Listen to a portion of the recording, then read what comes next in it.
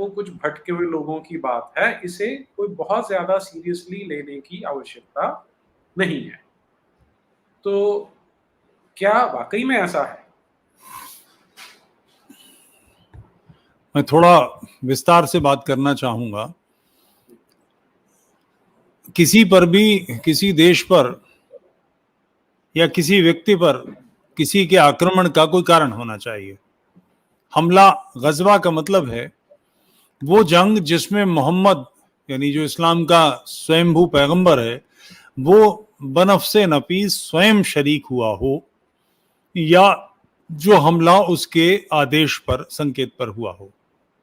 मोहम्मद ने अपनी जिंदगी में जो 70-75 जंगें लड़ी, जिसमें लौंडियां लूटी, लोगों को मारा, कत्ल किया, जिसमें अपने खुद के भी दांत टूटे, नाक फोड़ दी गई, पिटाई भी हुई, ये सारी बातें वो सब गजवा की श्रेणी में आती हैं।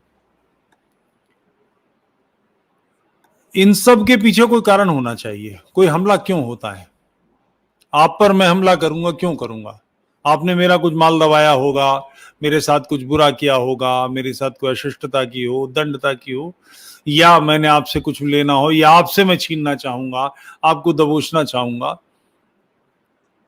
इसके लिए एक शर्त बिल्कुल साफ सी है कि मेरा आपका आमना सामना होना चाहिए।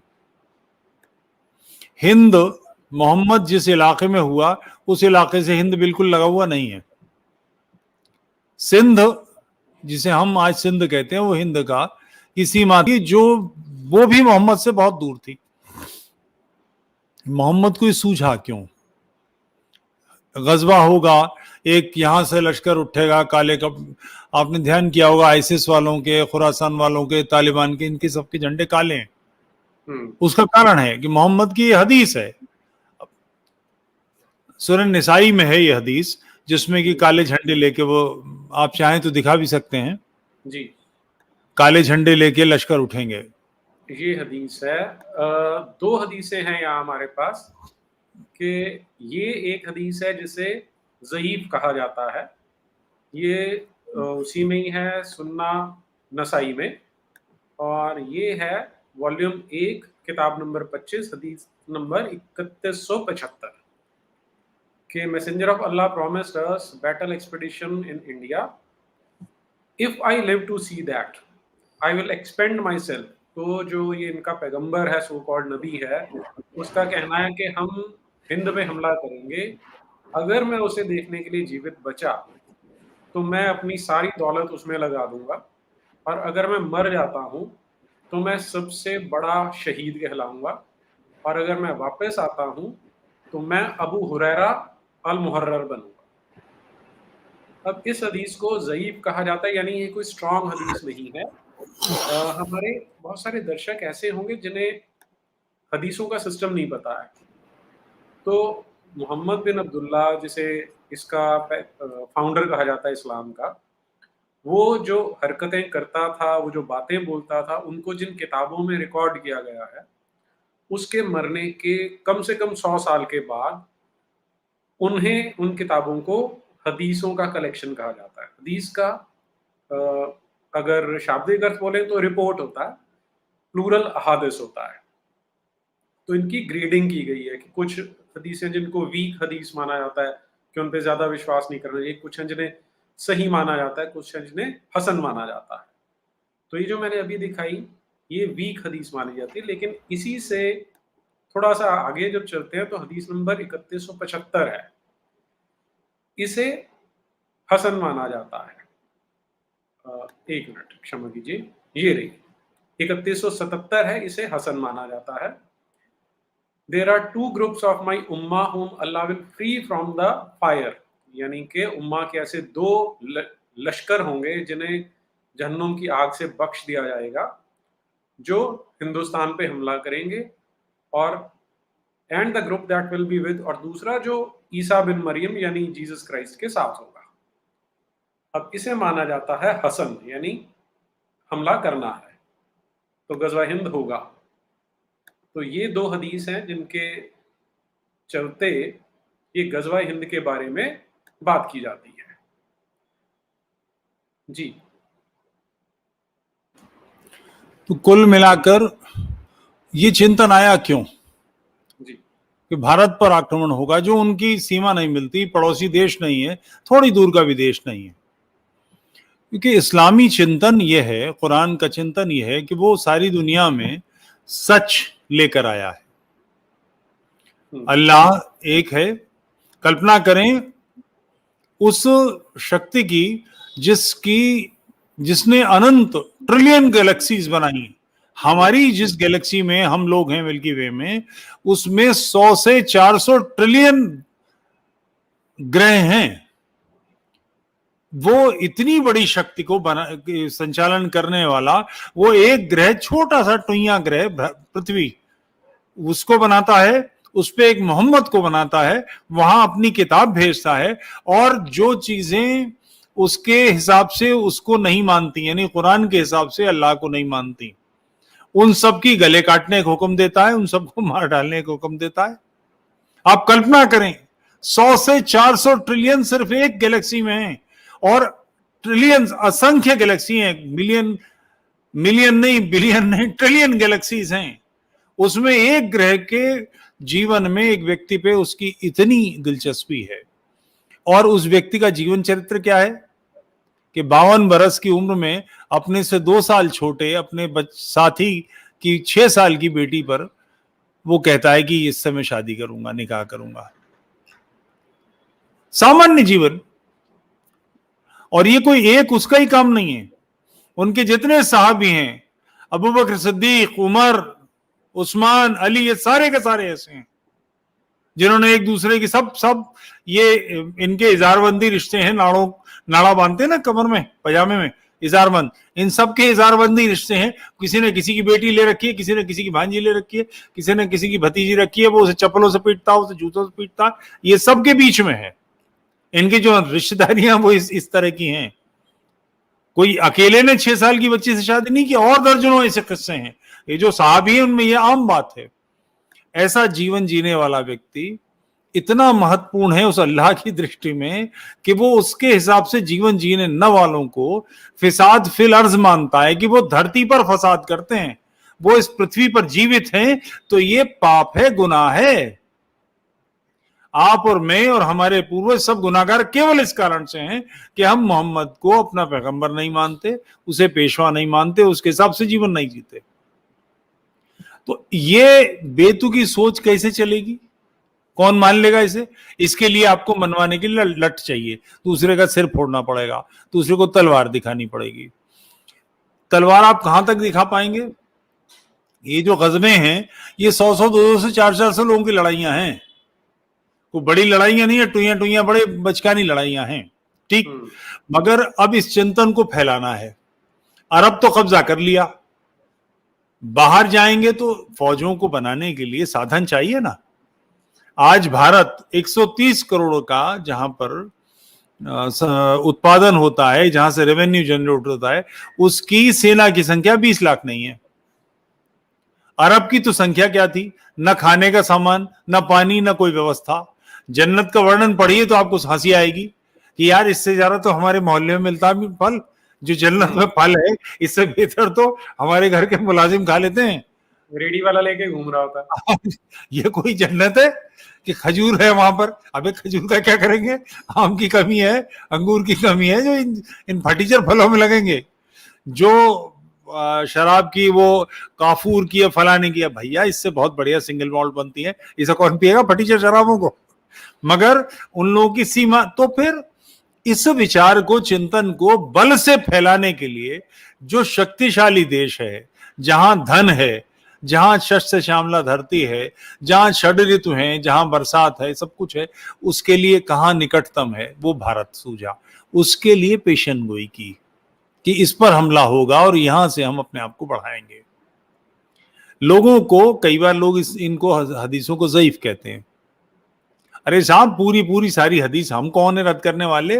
वो सऊदी अरब का जो युवराज है उसने लानतें भेज दी सब पर, उसका सिरे से कहना है 14% कुरान, 70% हदीस और 16% सीरा। ये एक इस्लामी चिंतन का विभाजन है ग्रंथों के आधार पर। 70% हदीस को उसने कह दिया कि सब गलत है, मोहम्मद की सैकड़ों साल बाद लिखी गई हैं, इसमें इतनी ज्यादा ऊट पटांग बातें हैं, ऑथेंटिक नहीं है। तो सुनन निसाई क्या और बुखारी क्या और फलाना क्या, सबको, जबकि बुखारी को तो वही मतलू कहा जाता है, चलती फिरती कुरान। इतना उसको पवित्र, कुरान के बाद फौरन उसको दर्जा दिया था, उसने सारी 70% उड़ा दी। अब 16% जो बची सीरा, सीरा का भी उसने कहना है कि ओरिजिनल डॉक्यूमेंट 200 साल बाद लिखा जाता है, वो डॉक्यूमेंट भी उपलब्ध नहीं है, उस डॉक्यूमेंट से जो नकल है वो भी उपलब्ध नहीं है। तीसरी, वो नहीं मानता। 14% जो कुरान है उसका भी कहता है कि इसकी व्याख्याएं अपने हिसाब से नहीं चलेंगी, इसको आधुनिक ढंग से व्याख्या करनी पड़ेगी। मगर इस्लाम का जो मूल चिंतन है वो ये है, हदीसें रद्द कर दीजिए, छोड़ दीजिए, कुरान को भी रद्द कर दीजिए, कोई बात नहीं, मगर मूल चिंतन है कि वो सारे संसार को दास बनाएगा, वो अपने से अलग सोचने वाले की गर्दन काटेगा जहां उसका बस चलेगा। तो सवाल इसका है ही नहीं कि वो गजवा हिंद होगा कि नहीं, वो हर जगह पर जहां जहां वो रहेंगे वहां यही फसाद करेंगे। बहुत तेजस्वी हैं। आप पिछले 30 साल से ना बड़ी इमेज बनाई है हमारे जावेद अख्तर साहब और सलीम उनके भैया, सलमान के बाप वगैरह वगैरह ने, कि पठान बहुत ईमानदार और बड़ा बहादुर होता है। एक झपट में पठान की शलवार पीली हो गई, सब भाग गए, 1.5 करोड़ लोग पाकिस्तान के अंदर घुस गए। ध्यान रहे, भागने वालों के इतने बिलबिलाए हुए हैं कि हवाई जहाज के ऊपर बैठ के, हवाई जहाज के पहियों को पकड़ के, इसकी चिंता करे बगैर कि एक ऊंचाई पर जाकर पहिए अंदर चले जाएंगे, ऊपर से गिर गिर के मर गए, मगर सब भाग लिए। और औरतें बच्चे लेकर कोई नहीं गया है। ये बहादुर पठान अपनी बीवियों को छोड़ के, अपनी और लड़कियों को छोड़ के, बच्चियों को छोड़ के भगे। क्यों निकल रहे हैं? हदीसें आ रही है ना, क्योंकि बेसिक कंसेप्ट ही है कि वो अपने चिंतन से अलग के हर व्यक्ति को नष्ट कर देंगे, मार देंगे। तो गजवाए हिंद का सवाल ही नहीं है, सारी दुनिया में ये गजवे होने ही हैं। आप इस चिंतन को मार दीजिए, नष्ट कर दीजिए, कुचल दीजिए, नहीं तो ये आपको कुचल देगा। इसमें तीसरा विकल्प नहीं है। गजवाए हिंद सही है या ज़ईफ है इसका मतलब ही नहीं है। ये हर जगह, फ्रांस में क्यों हो रहा है, अमेरिका में क्यों हो रहा है, 9/11 क्यों कर आए, इजराइल के खिलाफ क्यों है, जर्मनी के खिलाफ क्यों है, कहीं चैन से बैठे हैं। अभी जो गृह मंत्री बना है, इस पर आरोप है, वो जो आपको ध्यान होगा पेशावर में 200 बच्चों का कत्ल हुआ था ना, उसका आयोजक था ये गृह मंत्री बना। ये है, आप इसे गजवा पाकिस्तान कह लें, गजवा हिंद कह लें, जो नाम देना चाहें, मगर ये अपने से विपरीत चिंतन से बात नहीं करेंगे। क्योंकि बात करेंगे तो ढेर कर दिए जाएंगे, बात तो अंड है, सिर न पैर कोई बात का। तो जो बात ही बेतुकी है उसको मनवाने के लिए, कि जो अब ये एक बड़ी उम्दा बात है, पाकिस्तान के एक लेखक थे मुश्ताक अहमद यूसुफी, व्यंग के एक लेखक थे, बहुत ही जबरदस्त लिखने वाले, बहुत ही बढ़िया। वो उनका एक वाक्य है कि जो बात खोपड़ी में अकल के जरिए घुसी नहीं, वो अकल के जरिए निकलेगी भी कैसे? जहालत से घुसी है, जहालत से निकलेगी। डंडे से घुसेड़ी गई है, डंडे से निकाली जाएगी। तो ये गज़वा हिंद की हदीस का सवाल ही नहीं है, ये हर जगह हत्यारा चिंतन है, ये बेसिक बेहूदगी है। मैं जी रहा हूं इसलिए मुझे मार दिया जाना चाहिए, ये क्या बात हुई? मगर यही तर्क है।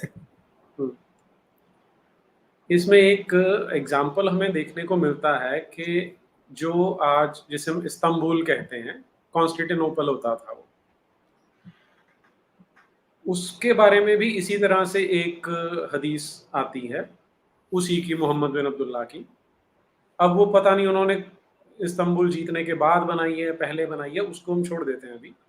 लेकिन मोहम्मद मरा 632 में, और 15वीं सदी के मिडल में जाके, शायद 1458 के आसपास कहीं जाके कॉन्स्टेंटिनोपल को ये लोग जीत पाए। तो ये जो इतना लंबा समय था, लगभग 800 साल का, 800 साल तक ये लड़ते रहे, क्योंकि कोई बोल के गया। अब इसमें देखिए अंधविश्वास की पराकाष्ठा दिखाई देती है कि एक आदमी ने बोल दिया कि भाई तुम अगर इस्तांबुल को जीतोगे तो तुम्हें, तुम्हारे जो गुनाह हैं वो माफ हो जाएंगे, अल्लाह तुम्हें जन्नतुल फिरदौस में ले जाएगा। तो 800 साल तक ये जाहिल लोग वहां पर हमले करते रहे और अल्टीमेटली उसको पराजित करके माने। तो वैसे ही अब अभी हिंदुस्तान उनका अनफिनिश्ड एजेंडा है, ऐसा उनका कहना है। तो मुझे लगता है कि हमें इसको जो आप बात बोल रहे हैं कि ज़ईफ़ हो या हसन हो, हमें उसे सीरियसली लेना चाहिए और इसका प्रतिकार करना ही चाहिए। यहां एक बात मैं कहना चाहूंगा, कॉन्स्टेंटिनोपल या कुस्तुनतुनिया जिसका नाम बदला गया, जहां सारे चर्च ढा दिए गए और बाद में मस्जिद बनाई गई, फिर उन्होंने वापस उसको पलटा, ये किया किसने? तुर्कों ने। अरबों ने नहीं जीता था, अरबों ने तुर्कों को भी नहीं जीता था।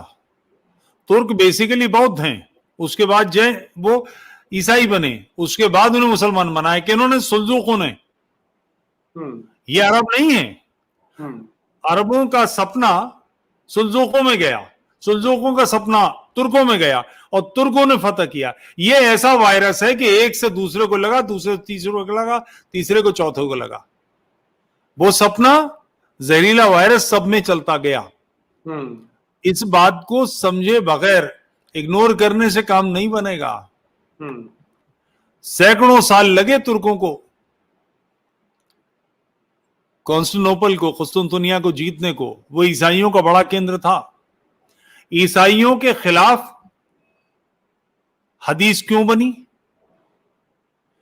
कुरान बेसिकली ईसाइयों की किताब बाइबल और यहूदियों की किताब का चरबा है। उसके निकाल के जो उसका चीजें निकाल के सब, और अपनी दृष्टि से बात की। जो ईसा बाइबल का है वो कुरान का ईसा नहीं, डिफरेंट है उससे। जो मोसेस है यहूदियों का, वो कुरान के मूसा से डिफरेंट है। बहुत सारी चीजें भिन्न हैं। क्लेम तो उनका यही है कि वो वही वाला है ही नहीं, बिल्कुल बेसिर पैर की बातें। मतलब तीनों किताबों में बेसिर पैर की बातें हैं, मगर इसमें सबसे ज्यादा हैं। फिर भी इस बात को समझने की जरूरत है कि अरबों का मोहम्मद का ये सपना, इसको एग्जीक्यूट होते होते सदियां लग गई, मगर सपना रहा कि सारे संसार को मुसलमान बनाना है, सारे गैर मुस्लिमों को खत्म कर देना है, सबको मुसलमान बनेंगे या फिर उनसे जजिया वसूलना है।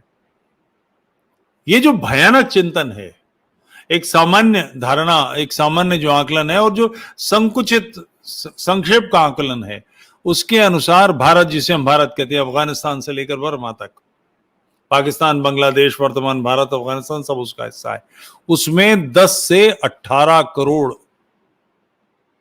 काफिरों का इस्लाम की तलवार ने कत्ल किया। ये इस्लामी किताबों के हिसाब से है। ये संख्या बड़ी नहीं लग रही होगी, हो सकता है किसी को कम लगे, 130 करोड़ वालों को 10 से 18 करोड़ कम लग रही होगी, मगर ध्यान रहे 1947 में जब विभाजन हुआ था तो भारत की जनसंख्या 32 करोड़ थी, यानी हमारी आधी से अधिक जनसंख्या मारी। एक किसान जो हल जोत रहा है, उसकी गला इसलिए काट दिया गया, उसकी बीवी दूध दूह रही थी, उसे वहां मार दिया गया, उसका बच्चा भैंस को पानी पिलाने ले जा रहा था, उसे ये स्कूल पढ़ रहा था, उसे वहां काट डाला गया। लगभग आधी से अधिक जनसंख्या भारत की समाप्त की। किस लिए? कि हम मोहम्मद को पैगंबर नहीं मानते। अच्छा, हम माने तो बात की बात है, हमें खबर भी नहीं मोहम्मद की पैगंबरी की। सऊदी अरब जिसे केंद्र मानते हैं, वो संसार का केंद्र नहीं है, न व्यापार की दृष्टि से, न जनसंख्या की दृष्टि से, न ज्ञान की दृष्टि से। आखिर मोहम्मदी लंठ था, अंगूठा टेक। पैगंबरी भी पढ़ा लिखा था तो उसकी उम्मत कहां से पड़ जाएगी? ये और उस सारी मानसिकता के लोगों ने इन सब को, कि आप उसके खुदा से अलग खुदा को मानते हैं, सबका कत्ल किया। और वो चिंतन न तब उनके दिमाग से कम हुआ, न आज के आम मुसलमान के दिमाग से कम जो उनके मौलाना हैं, वो इसको लगातार पुश करते रहते हैं, एक्सीलेटर देते रहते हैं, पंप करते रहते हैं, इसके इंजन में फ्यूल डालते रहते हैं कि दुनिया के दो हिस्से हैं, कुफ्र और ईमान। हम ईमानदार लोग हैं, ये बाकी काफिर हैं, जादूगर हैं, गुनाहगार हैं, ये फसाद कर रहे हैं, इस धरती पे जिंदा हैं, ये गुनाह है, इस गुनाह को मिटाने की जिम्मेदारी हमारी। ये जो वाहियात चिंतन है, इसके खिलाफ जो लगातार जंग है उसका नाम जिहाद है। और जिहाद में भी जो सबसे प्रखर मोहम्मद की उपस्थिति है, दैट इज गज़वा। ये लगातार की, मतलब ऐसे कल्पना करें कि आखिरी मुसलमान कोई बचेगा दुनिया में तो वो अपने पैर में एक तलवार लेके, हाथ से तलवार से उससे लड़ाई कर रहा होगा। यही होना है, क्योंकि इसके अलावा उनकी जो तार्किकता है वो तो है ही नहीं। ये कितनी अजीब सी बात है। हम किसी प्रसन्न क्षण में होते हैं, हम पेंटिंग बनाते हैं, गीत गुनगुनाते हैं, कोई म्यूजिक कंपोज करते हैं, कोई शायरी लिखते हैं। सारी अरबी दुनिया बिल्कुल जीरो है। कोई किसी 4 बड़े शायरों का अरबी के नाम बता दे।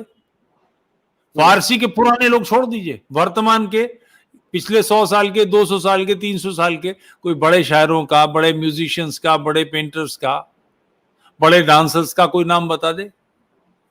भारत पाकिस्तान में चूंकि वहां इस्लाम वो दीन हिजाजी का बेबाक बेड़ा किए फतह थे, जिसने 7 समंदर वो डूबा दहाने पे गंगा के आकर, यहां इस्लाम डूब गया, इसकी वजह से मिल जाते हैं आपको। और फाइन आर्ट्स में भी लोग इसलिए अधिक मुसलमान मिलते हैं कि वो एक साथ दबोच के मुसलमान बना दिए गए थे। उनके पूर्वज हिंदू हैं। अन्यथा कोई बताए कि कोई सऊदी का आदमी खाने पीने के लिए किसी को देखकर उसके मन में प्रेम उमड़ेगा तो कैसे व्यक्त करेगा? कोई मीठी बात है ही नहीं। तलवार चलाने के अलावा कुछ, कुफ्र ईमान, कुफ्र ईमान, कुफ्र ईमान। ये चिंतन दुनिया को कहां ले जाएगा? आधी दुनिया, भारत की आधी से अधिक संख्या मार दी। जो मुस्लिम कंट्रीज हैं वहां कैसे भयानक अत्याचार किए हैं। यूं ही थोड़ी ईरान मुसलमान बन गया, यूं ही थोड़ी सऊदी अरब मुसलमान बन गया। मोहम्मद के समय में भी कितनी हत्याएं हुई, कितने कत्ल गारत की गए। तो ये बेसिकली माफिया है। तो गजवा हिंद मुद्दा ही नहीं है, ये हर जगह, हर क्षण, सारी दुनिया में संघर्ष करना, दूसरों को मारना। क्योंकि यकीन साहब ने, अरे निकम्मो काफिरों, क्या लिखा है जयेश साहब ने? लाइक करो, वीडियो को लाइक करने हो गया। काफिरों को लाइक करने को कह रहे हैं, ठीक बात है, मगर ये है इस मूल चिंतन में कि ये इसके बिना चल ही नहीं सकता, सस्टेन नहीं कर सकता। गुंडे ही नहीं करेंगे तो बात कैसे बनेगी? आपको धमकाना पड़ेगा। आज एक मित्र आए थे, वो कह रहे थे कि मेरे पिता आपके लिए चिंतित हैं। मैंने, क्या हुआ? कि आप पर हमला हो सकता है। मैंने कहा क्या मतलब? तो उनका कहना था कि आप पर, ये मानसिकता कहां से? कमलेश तिवारी कुछ साल पहले मार दिए गए थे, एक नाम, और स्वामी श्रद्धानंद का, इस बीच में और 2-4-5 हिंदू महासभा के, शुद्ध महासभा के लोग मार दिए गए। भारत की आबादी हिंदुओं की 100 करोड़ है। इसमें अगर 15, 20, 25, 30, 50, 100, 200, 500 लोग पिछले 100 साल में मर भी गए, इससे कहीं ज्यादा एक्सीडेंट में मर जाते हैं। मगर मानसिक रूप से हिंदू दबाव में आ गए कि यार ये मार देंगे, इसलिए सच मत बोलो। अबे और दहाड़ के बोलो, गुर्रा के चढ़ो, बिल्कुल, क्योंकि आप सच के पक्ष में हो। आप पर दबाव, 15, 20, 50 हत्याएं, पौरुष का बिल्कुल स्थान नहीं, वीरगति का स्थान त्याग दिया। तो गजवा से तो निपटने का, तेरे हाथ में तलवार है तो भाई त्रिशूल है मेरे हाथ में, तू एक मारेगा मैं 3 घुसेड़ूंगा। होना ही चाहिए। तो ये मुझे कई बार बड़ी कोफ्त होती है कि लोगों को क्या हो गया है। वो शौर्य बचा ही नहीं है। मुझे लगता है कि माताएं जो है वो बच्चों में शौर्य नहीं डालती, वो बोलती है बेटा साइड से निकल लेना। तो फिर इससे निपटा कैसे जाएगा? गजवा हिंद से निपटा क्या? गजवा हिंद, और ये तो अंदर से होना है। गजवे में सिंध पर हमला हुआ, मोहम्मद बिन कासिम आया, बाहर से आया 412 में, अंदर कुछ नहीं था। आज तो मुल्ला पार्टी के कहने में सारे मुसलमान नहीं है, मगर 20 करोड़ तो हैं। इसमें 10% भी अगर इस मानसिकता के तो 2 करोड़ है। हमारी सेना नहीं है इतनी। और ये गली मोहल्लों की लड़ाई, ये लड़ेगा कौन? अगर हम तैयार नहीं होंगे, बच के निकलेंगे तो होगा कैसे काम? इसमें एक बहुत सुंदर बात विल ड्यूरेंट ने बोली थी, वो मैं दर्शकों के साथ उनका कोट शेयर करना चाहता हूं जरा। ये उनका कोट है, the Islamic conquest of India is probably the bloodiest story in history. It is a discouraging tale, for its evident moral is that civilization is a precious good whose delicate complex of order and freedom, culture and peace can at any moment be overthrown by, अब ये सबसे important है, barbarians invading from without and multiplying within. जो बात आप बोल रहे थे वो वही वो कह रहे हैं कि पहले तो बाहर से हमला होता था, लेकिन ये जो हमारे अंदर पनप रहे हैं, जो मल्टीप्लाई हो रहे हैं अंदर ही अंदर, इनसे कैसे निपटेंगे? पानीपत का जो संघर्ष हुआ, शाह वलीउल्लाह ने चिट्ठी लिखी थी नादिर शाह को कि काफिरों की ताकत खत्म करो, हम अंदर से तुम्हारी मदद करेंगे। वलीउल्लाह का कैसे पता था कि अंदर से मदद हो जाएगी? क्योंकि वो नब्बास है, नब्ज पर हाथ है उसका। और नब्ज क्या है? यही चिंतन, कुफ्र और ईमान। तो जब तक इस कुफ्र ईमान की जड़ पर प्रहार नहीं करेंगे, बिल्कुल स्पष्ट कि ये वाहियाती है, एक्सपोज नहीं करेंगे, और इसे एक्सपोज करने में दिक्कतें आएंगी, सर जाएंगे, वो होगा, इसमें क्या दिक्कत है? युद्ध है, 1300 वर्ष हो गए युद्ध चलते हुए राष्ट्र में, इसका एक तिहाई से अधिक बड़ा हिस्सा छीन लिया गया है, तो ये तो होगा। बिल ड्यूरा जो बात कर रहे हैं, या हमारे जो आचार्य बात कर रहे हैं, या जो काम आप, मैं और सारे लोग कर रहे हैं, वो यही तो है। मगर कुल मिलाकर इसे धरती पर एग्जीक्यूट करना पड़ेगा। वो जो फसाद फिल अर्ज है, धरती पर फसाद, वो असली वास्तविकता में फसाद क्रिएट करना पड़ेगा। नहीं करेंगे तो काम कैसे होगा, बदलाव कैसे आएगा? हमारा डीएनए एक है, मगर चिंतन खोपड़ी में जो गड़बड़ है उसको तो सुधारना पड़ेगा। डीएनए एक होने के बावजूद, डीएनए एक होने का मतलब ये कि जो जैसा वैसे ही ठीक है, ये नहीं, जो जैसा वैसे नहीं चलेगा।